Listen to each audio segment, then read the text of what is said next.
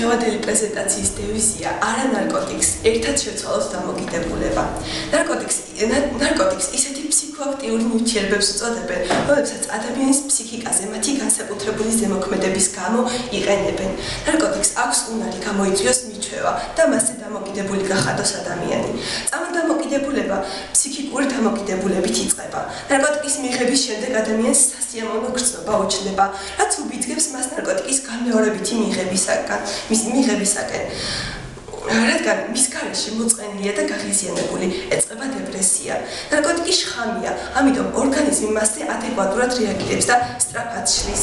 ამიტომ სასურველი ფსიქოლოგიური ეფექტის მისაღებად ნარკოტიკის მუდმივად მზარდი დოზაა საჭირო. ნარკოტიკი სერიოზულ ზიანს აყენებს ადამიანის ჯანმრთელობას, აზიანებს ნერვულ და იმუნურ სისტემას, გულს, ღვიძლს, ფილტვებს. ნარკოტიკის მიღების შედეგად იწყება აგრესიულობა და თავშეუკავებლობა, ძალადობის შემთხვევები. ნარკოტიკი ასევე ადამიანს უქვეითებს იმუნიტეტს, ხელს უშლის სიმაღლეში ზრდას, უქვეითებს მეხსიერებას, ადამიანს ეკარგება გარემოს აღქმის უნარი.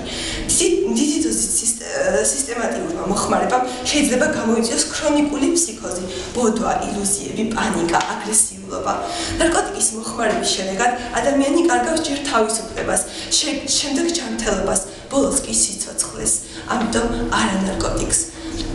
ჩვენი სკოლის მოსწავლეებმა გადავწყვიტეთ ჩვენი ნამუშევრებით გამოგვეცხადებინა არა ნარკოტიკისათვის და შევასრულეთ სხვადასხვა ნახატები.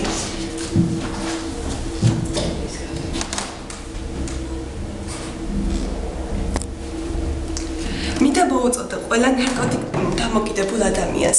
ნუ კარგავს ცხოვრებას და